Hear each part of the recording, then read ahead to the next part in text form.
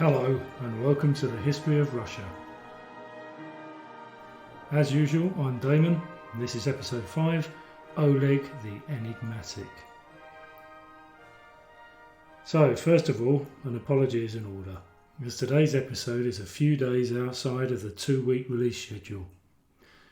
Now there is, however, mitigation for this inexcusable lapse, as I've recently started a new job and I had a milestone birthday to plan, not mine by the way, which in lockdown presented its own unique challenges. Anyway, I'm sure we've all got problems and things should be getting much quieter over the next couple of weeks and I should be back on track. So before we cover anything new, let's take stock and look at where we've got to in our narrative. We left off last time in the year 879. The Rus have come into contact with the Byzantine Empire through various raids and a treaty, established themselves in Novgorod under the semi-mythical Rurik, and have also set themselves up further south in Kiev under two of Rurik's chieftains, Askold and Dia. But alas, Rurik has now shuffled off this mortal coil, and Novgorod is now in the hands of a certain Oleg, whose job seems to be keeping things warm for Rurik's young son, Igor. So in today's episode, we're going to concentrate on two key chunks or themes. Number one, what Oleg gets up to, and of course, as you've probably come to expect, the sources differ, and not just with the dates, and to be honest, it's a very confusing and conflicting picture. So that's really why I took an executive decision and just decided to look at Oleg in this week's episode. And I'm going to cover Igor's life and times next time around. And then chunk number 2, we're going to take a look at some of the other peoples and cultures who were in the vicinity of the Rus' territory in the late 800s and who will play a part in the upcoming episodes. And these people are the Khazars, who I've mentioned previously, and the Magyars, Bulgars and Pechenegs, who I haven't. Although the keen-eared amongst you probably notice that I sneaked in a tiny reference to the Magyars in episode 4. But anyway, not to worry. This is going to be a broad brush overview with the aim being just to fill in some gaps. And radically, I've decided that I'm going to cover the second chunk first and the first chunk, well, second. Oh, and then just to finish things off, I'll be taking a look at what's going on, or some of the events that are going on in the rest of the world, which, well, just Europe really, at the beginning of the 10th century. And this is just to provide some overall context. And remember the last time I did this, it seemed like the Danish and Norwegian Vikings were raiding throughout most of northern and western Europe. Okay, Paidion, which I really hope means let's go in Russian. So back in episode 3, I offered the briefest of glimpses of the Khazars, and we found out that they were a semi-nomadic Turkic people, as are coincidentally the Bulgars and Pechenegs, within a confederation of Turkic-speaking tribes that had, in the late 6th century, established a major commercial empire between the Black and Caspian Seas, covering the southeastern section of modern European Russia, southern Ukraine, Crimea and Kazakhstan. And we also found out, based on archaeological findings, that the early Rus and the Khazars traded with each other, and Byzantium, influenced each other's cultures, and seemed in the main to rub along quite nicely together. And just a quick note that in fact the Khazars and the Byzantines had been friends mostly, and sometime adversaries, since the early 600s, so the Khazars had been around for some time. And without dwelling on things too much, there's a couple of really interesting things about the Khazars. It used to be widely accepted that at some point in the 740s the Khazars converted to Judaism, and that this took place after an Islamic mullah, a Christian priest and a Jewish rabbi had each presented to the Khazarian king the advantages and truths of their relative faiths. This king, however, according to some accounts, had his own logic for determining which faith he should embrace.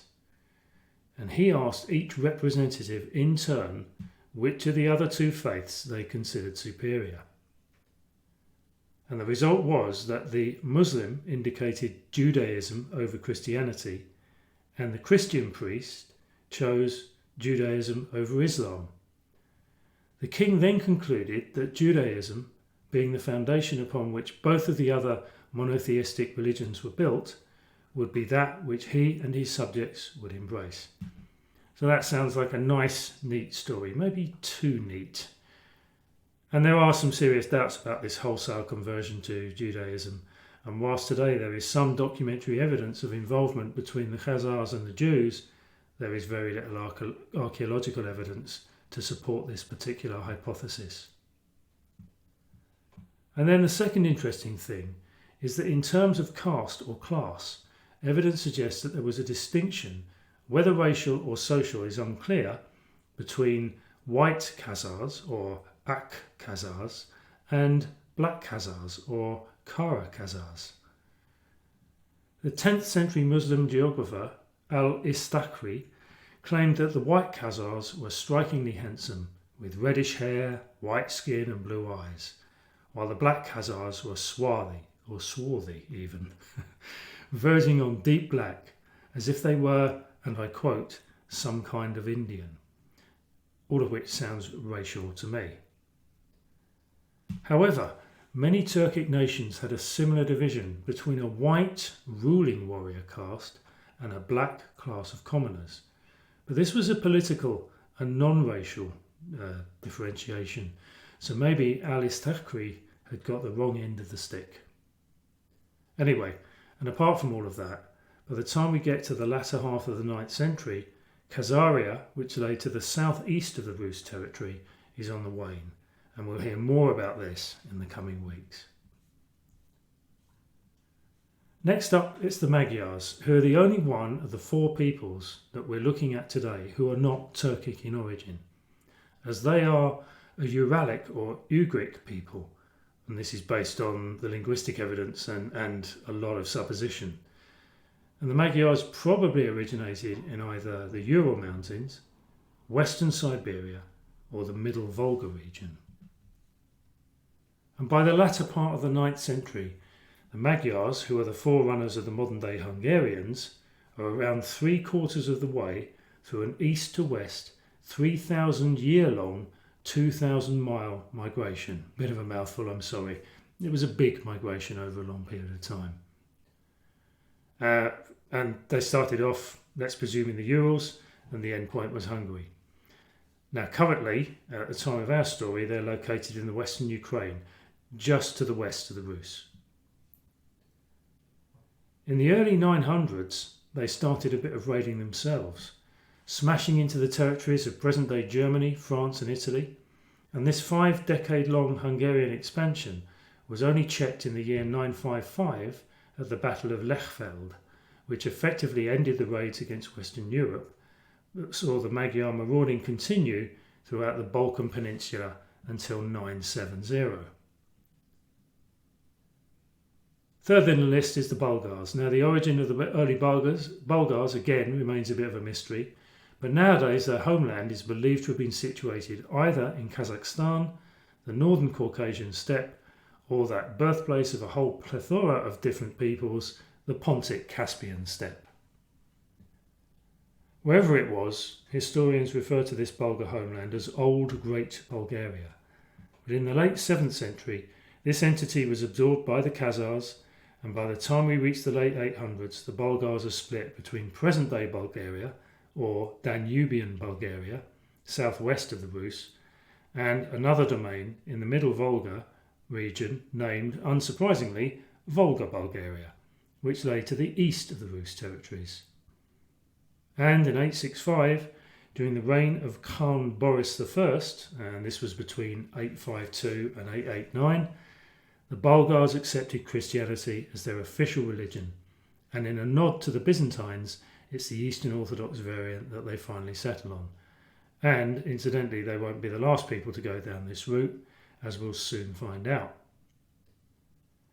And then, under the rule of Simeon I between 893 and 927, we have what is considered to be the Bulgarian Golden Age. And last but not least, we come to the Pechenegs. The Pechenegs are another Turkic-speaking tribal confederation who originated in the Volga-Ural region. But by the late 9th century and under pressure from the Khazars, the Pechenegs were pushed west into the southern Russian steppe, setting up shop on either side of the Dnieper River. Now you're probably thinking, isn't that where the Rus are? Well, and yes, you're right. However, the Pechenegs weren't strong enough to create a true political entity and were not at this point really seen as any kind of threat to the existence of the Rus state. Yeah, there would have been the occasional raid or clash, but the vast majority of Rus Pecheneg activity during this time was based around trade. Again, we'll hear more about these Pechenegs as we meander on through the 10th and 11th centuries. Okay, nice, short and sharp. That's our first bit of the episode done, so let's just quickly summarise. It's the late 9th century, so the late 800s. The Rus are fairly well established and are bordered by the Khazars to the southeast, the Pechenegs to their south, the Magyars to the west, and the Bulgars to the east and the southwest. So, let's start part 2 by taking a look at Oleg, or Helgi as he was known in Old Norse. Now Oleg is sometimes referred to as Grand Prince Oleg, or Oleg the Prophet, Oleg the Wise, or just simply Oleg of Novgorod. So who was this man who Rurik entrusted with the keys to the Rus kingdom, and what did he get up to? Well, to be honest, and hence the title of this episode, he's a bit of an enigma. He's one of those people where the more you read about him, the less you seem to know. So what I'm going to do is go through the accepted story, the widely accepted story, as laid out in Nestor's primary chronicle. And I'll pause for comment when other sources claim a different series of dates or events. So, according to Nestor, Oleg was related to Rurik, and as we found out last time, was possibly his brother-in-law and therefore possibly an uncle to young Igor. And here's our first point of difference, because according to the Novgorod First Chronicle, Oleg was not related to Rurik and was instead a Scandinavian client prince who served as Igor's army commander. And we'll go into this in a bit more detail next week.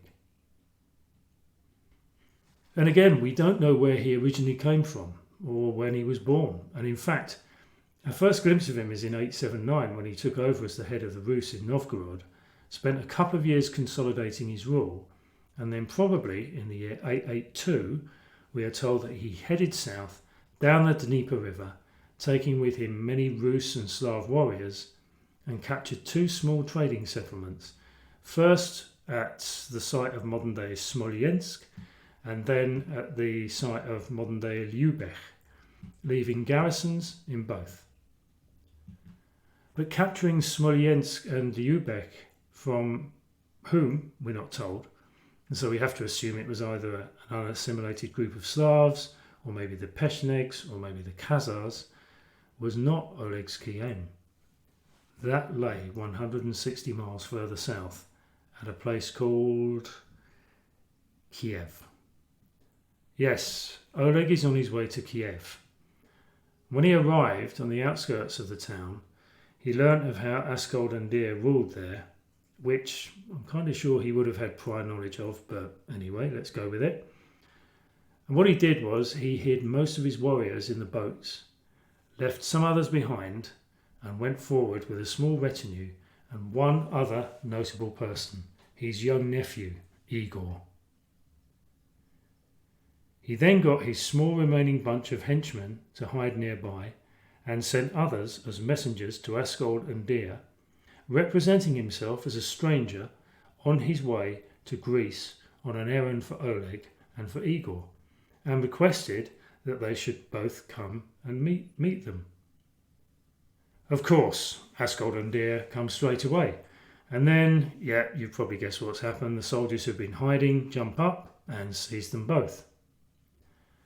And then Oleg pronounces the following to Askald-Dir: "You are not princes, nor even of princely stock, but I am of princely birth. And then Igor was then brought forward, and Oleg announced that he was the son of Rurik. And without any further conversation, Askold and Dir are then murdered in cold blood and buried by a nearby hill. And just like that, Oleg is the new de facto ruler of Kiev.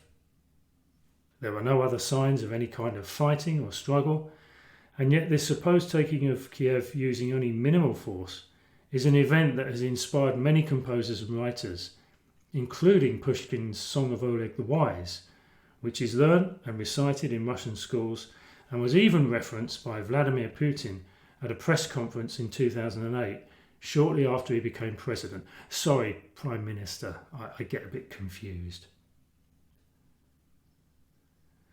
Anyway, Oleg then moves everything and everyone down from Novgorod because his new capital, in inverted commas, has a superb strategic location. It means shorter trading routes to the south, which is all well and good, except that he probably doesn't do that, as there is good archaeological evidence to suggest that Kiev outdoing Novgorod in terms of size and importance didn't happen until at least the mid-10th century.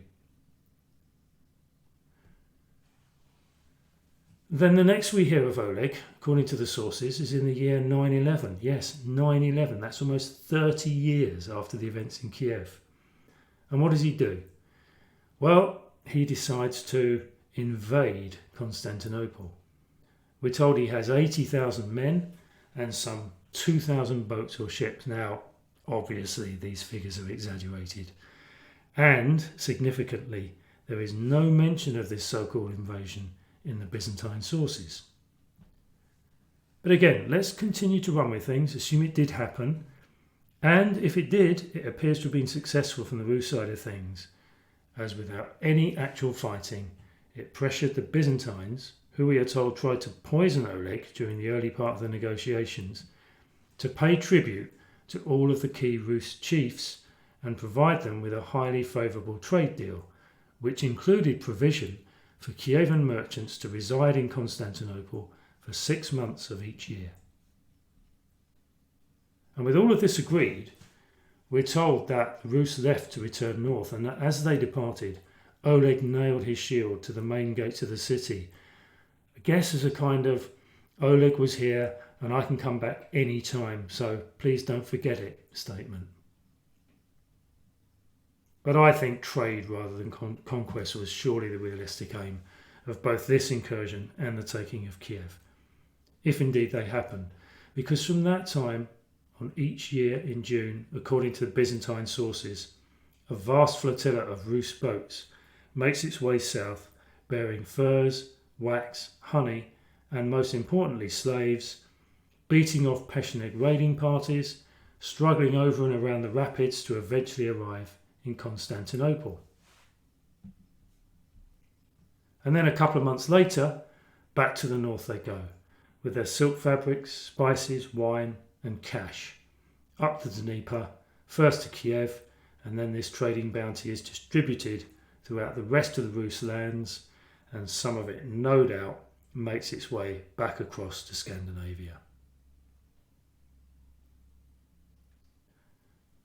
So we can see some evidence from our main sources for a Grand Prince Oleg or an Oleg of Novgorod, but what about the epithets the wise or the prophet that I previously mentioned? Well, for the wise bit, there's not a lot to go on unless of course you consider the taking of Kiev and the trade agreement with Byzantium, which I suppose were both wise moves. And what about Oleg the prophet? Well, the primary chronicle gives us one glimpse of a prophecy, but it's not Oleg doing the prophesying or the prophesying.